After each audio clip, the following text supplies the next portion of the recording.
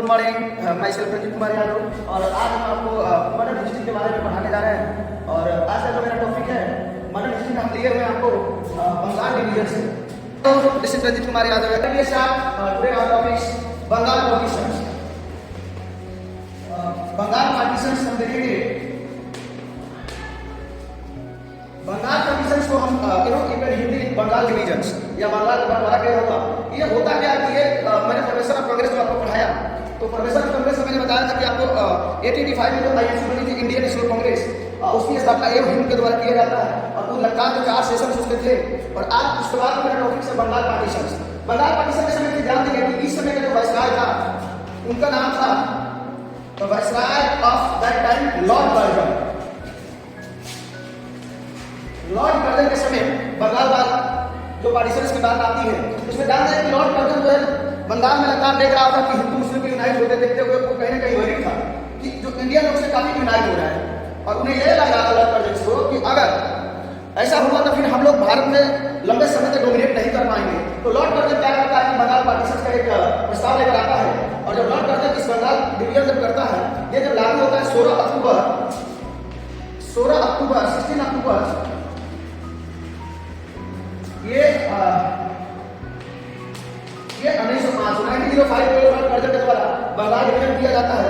और इसमें ध्यान देंगे ये जो बंगाल डिवीजन कर रहा है तो ये करता क्या है कि बंगाल जो था, जैसे वेस्ट बंगाल जो बोले हैं, ये वेस्ट बंगाल और ये ईस्ट बंगाल जो था,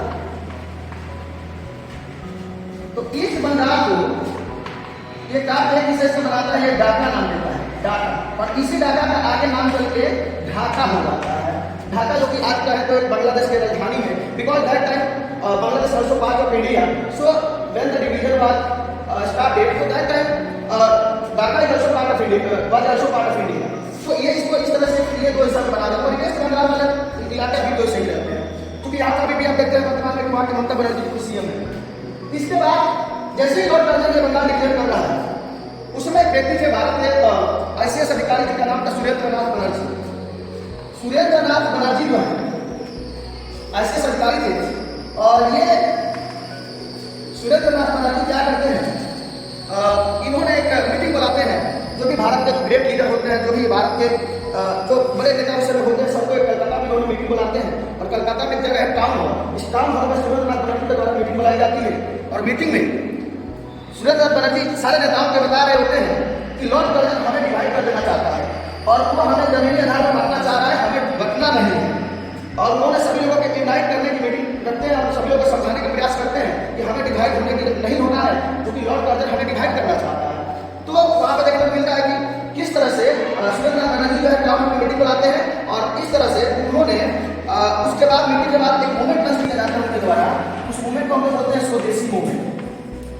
स्वदेशी मूवमेंट इनके द्वारा लॉन्च किया जाता है सुरेंद्रनाथ बनर्जी के द्वारा कि अब से हम जो है जो भी है ब्रिटिशरों का चीज हम यूज नहीं करेंगे। क्योंकि उस समय जो भी कोल गैस पेस्ट वगैरह बंद कराया करते थे तो सारे इंडियन को बैकआउट करना चाहिए। स्वदेशी मूवमेंट का first launch by Surendranath Banerjee के द्वारा लॉन्च किया जाता है। और इस मूवमेंट के तहत अंग्रेजी जो भी सामान थे, खासकर अंग्रेजी ब्रिटिशरों के द्वारा बनाया हुआ, उसको लोग यूटिलाइज करने से मना कर देते हैं और इंडियन चीजों को यूज करना चालू कर देते हैं। तो ये सुरेंद्रनाथ बनर्जी जो है इस मूवमेंट को लॉन्च करते हैं। इसी के बाद से बंगाल में सब दिवस में इस बंगाल डिवीजन को मनाया जाता है। ये भी आप ध्यान देंगे। तो इससे तो प्रश्न आपके बन सकते हैं कि जब बंगाल पार्टीशन हुआ उस समय का लॉर्ड कर्जन कौन था। लॉर्ड वायसराय की बात करें तो लॉर्ड कर्जन हुआ करता था। और ये तो बंगाल डिवीजन पूर्ण रूप से इम्प्लीमेंट हुआ वो 16 अक्टूबर 1905 को। और जैसे ही बंगाल में इस बंगाल को काट के ढाका बनाया, आगे से नाम चल के ढाका हुआ, जो भी वर्तमान में बांग्लादेश की राजधानी है। उस समय सुरेंद्रनाथ बनर्जी की आईसीएस एक पोस्ट हुआ करता था, इंडियन सिविल सर्विसेज। उसके सुरेंद्रनाथ बनर्जी जो है एक मीटिंग बुलाते हैं कलकत्ता के टाउन हॉल में और वहां से उन्होंने स्वदेशी मूवमेंट को लॉन्च करते हैं। तो इससे जो भी क्वेश्चन आपको बन सकते हैं, ये आपको वेस्ट बंगाल पार्टीशन पूछा जा सकता है या आपसे पूछा जाता है कि इस बंगाल को काट के क्या हिस्सा बनाया गया था, स्वदेशी मूवमेंट कब लॉन्च किया गया। तो ये तमाम किसके द्वारा लॉन्च किया गया, तो द स्वदेशी मूवमेंट का लॉन्च सुरेंद्रनाथ बनर्जी के द्वारा किया जाता है। और इसके बाद हम देख रहे हैं ये जो भी क्वेश्चन आपको बंगाल डिवीजन से क्यों पॉइंट था मैंने कवर करने की कोशिश की। और इससे जो भी क्वेश्चन आपसे पूछे जाएंगे तो शायद आपके जो भी क्वेश्चन होंगे तो आपके कवर हो जाएंगे। इसके बाद जैसे लॉर्ड कर्जन के बाद ध्यान देंगे एक डेट और याद करना है 1906। इस समय ऑल इंडिया मुस्लिम लीग की स्थापना की जाती है। All India Muslim league. इसको ध्यान देंगे, ऑल इंडिया मुस्लिम लीग जो बनाई गई थी, इसका पर्पज ये नहीं था कि देश की आज़ादी के लिए पार्टी नहीं बनाई गई थी। ऑल इंडिया मुस्लिम लीग बनाने का पर्पज एक ही था कि उस समय क्या था कि ब्रिटिशर जो थे मुसलमानों को सुनते नहीं थे। मुसलमान जो भी चीज़ें करना होता था वो करते थे, लेकिन बातों को नहीं माना जाता था। तो जो हमारे नेता थे सोचते कैसे करते हैं, जो हमारे ग्रेट लीडर हुआ करते थे कि क्यों ना हम एक ऐसा एसोसिएशन बना दें जहाँ मुसलमानों की बातें तो सुनी जाएगी। इसी को ध्यान में रखते हुए 1906 में 1906 में ऑल इंडिया मुस्लिम लीग की स्थापना की जाती है और इसमें कि मुसलमानों को जो है उनकी बातों को सुना जा सके ब्रिटिशर के द्वारा। और इसके जो फाउंडर माने जाते हैं वो आगा खान जो है ऑल इंडिया मुस्लिम लीग के फाउंडर माने जाते हैं। और इसमें बहुत सारे लोग थे, मेजर में हम भी मानते हैं आगा खान जो थे ये ऑल इंडिया मुस्लिम लीग की स्थापना में इनका बहुत बड़ा योगदान था।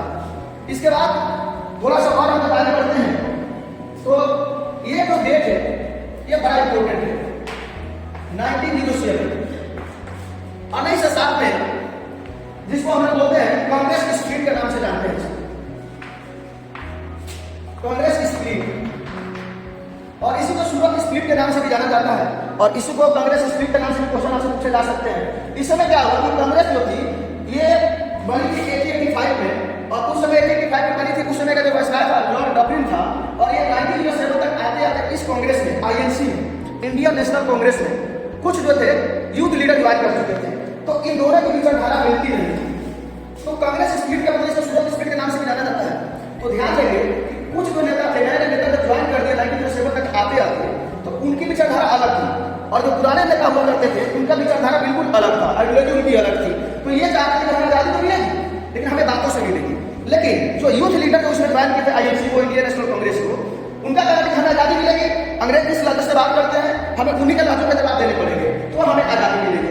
तो 1907 में क्या होता है कि कांग्रेस स्प्लिट होता है, मतलब कांग्रेस विभाजन के नाम से इसको जाना जाता है। तो इसमें कांग्रेस दो हिस्सा में बढ़ जाती है, एक होता है मॉडरेट और एक होता है आपका एक्सट्रीमिस्ट, जिसको बोलते हैं नरम दल और गरम दल। तो मॉडरेट के जो लीडर हुआ करते थे, मॉडरेट, इसके जो लीडर थे गोपाल कृष्ण गोखले। गोपाल कृष्ण गोखले, ये गोपाल कृष्ण गोखले जो थे ये महात्मा गांधी के पॉलिटिकल गुरु थे। और गोपाल कृष्ण गोखले वाला political Guru of Mahatma Gandhi, ये मॉडरेट के लीडर हुआ करते थे। और एक तो एक्सट्रीमिस्ट जो इसकी पार्टी थी, एक्सट्रीमिस्ट में ध्यान देंगे, एक्सट्रीमिस्ट जो पार्टी थी उसके जो लीडर थे उसको बोलते थे लाल बाल पाल के नाम से जाने जाते थे। लाला लाजपत राय, बिपिन चंद्र पाल और बाल गंगाधर तिलक, ये तो वो सुगम दल के नेता हुआ करते थे। तो जब जैसे कांग्रेस में विचारधारा आता है तो ये कांग्रेस में आपस में बातें बन नहीं रही थी। तो एक व्यक्ति थे जिनका नाम था सुरेंद्र नाथ रासबिहारी घोष। रासबिहारी घोष क्या करते हैं, बोलते हैं कि काम करते हैं, हम एक मीटिंग करा देते हैं और इस मीटिंग में हम वोटिंग करा लेंगे। वोटिंग पे जिसके तरफ से वोटिंग ज्यादा हो जाएगी कांग्रेस के उसी के विचारधारा पर चलेगी। तो रासबिहारी घोष जो है ये मीटिंग बुलाते हैं लखनऊ में। हालांकि देखिए ध्यान देंगे ये मीटिंग जो है इसको कांग्रेस फेडरेशन में जानते हैं कि ये मीटिंग होने वाली थी।